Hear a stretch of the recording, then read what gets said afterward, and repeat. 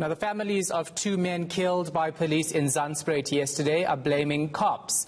They've accused the SAPS of being ineffective in their efforts to combat crime. 5 men were killed and 7 others were injured. They were accused of terrorizing locals. Masego Rahlaga is in Zandspruit. She joins us now live. So tell us more about what the community is saying today, Masego.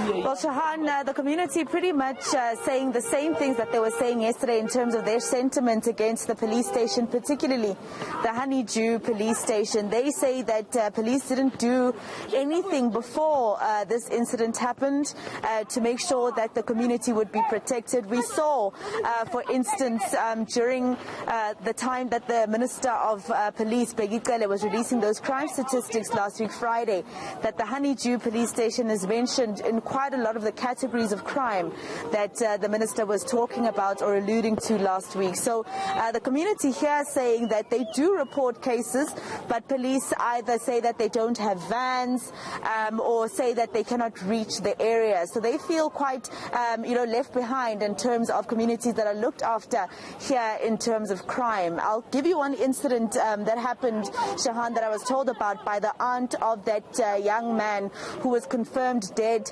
this morning, one of the 5 who were taken to hospital. She says that she, for instance, called at around 5:30 that morning as the community was busy allegedly attacking these young men. And she says that she called at 5:30 and the police officers only managed to arrive here at about 13 minutes past 7. That's according to her cell phone records, because she says she was called by the brigadier when the police were making their way down the road.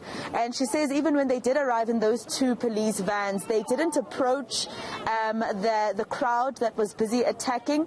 She says what they instead did was wait for more backup, because they told her that they were too afraid for their own lives because the crowd was too violent. So she says she's seen them, and how they deal with public order policing when there's a crowd. They are able to disperse them with rubber bullets, stun grenades and whatever. And she says she begged them at some point to please help her nephew and the others that were there with him by at least scaring the crowd so that they could disperse, but the police didn't get that. But here is one of the community members describing to us how desperate the community is. Today we have some few meetings with the SAPS in Honeydew police stations. Then is whereby we raise our own issues. Yesterday, if the cops they did take the action, something like that was not going to happen, because they will come and stand here. They even see the people taking the tires, and people bring the petrol to burn those young boys. It was very upset issue that they were standing and doing nothing. Like now, I put this matter into the cops' sense, because if they were there to assist, nothing like this was not going to happen. So, Masego, what are the families saying about the crimes these men are accused of? Well, the family, Shahan, saying pretty much the same thing. They're saying that they admit, some of them are admitting that their nephews, sons or brothers were among those who were addicted to the drugs that are being sold in the neighborhood. But they're saying that they don't remember at any point their sons or nephews or brothers getting into trouble because of crime. But at the same time, they're saying that they're not saying that there's no evidence, but rather get somebody arrested than to kill them in the way that the community allegedly did yesterday.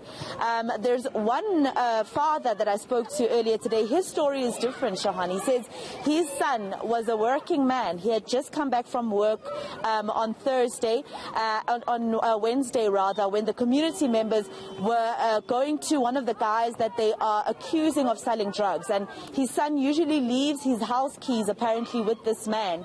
And he was going there to go fetch the keys. And unfortunately, the community picked him up as well. And apparently one of the community members who was there, community leader, tried to plead with those who were upset, the angry mob, to let them know that this man has nothing to do with the rest of the crowd that you're looking for. But they went ahead and attacked him anyway, and he's one of the 4 that died right here.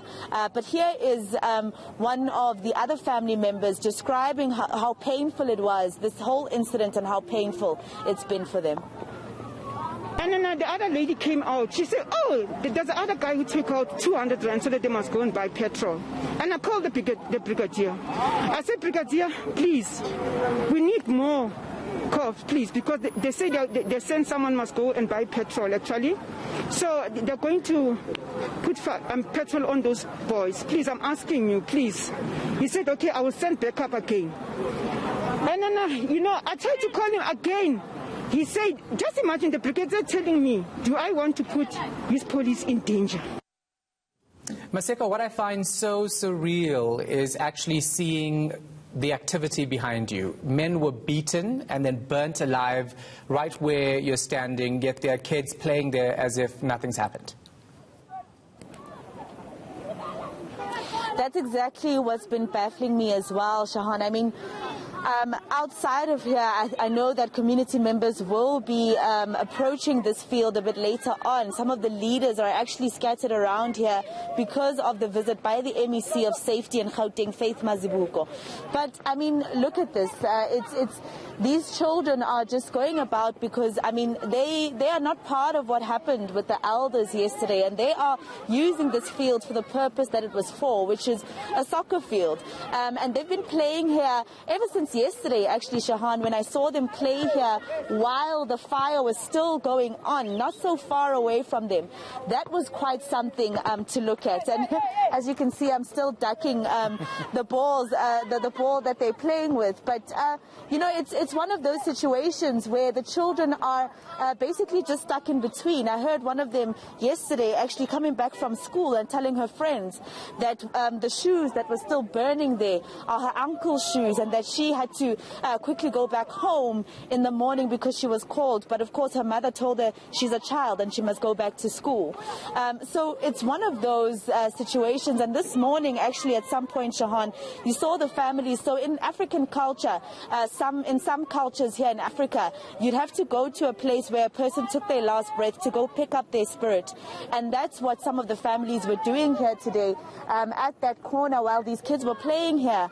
And, you heard some of them describing talking about what they were picking up. They don't even know what they're picking up.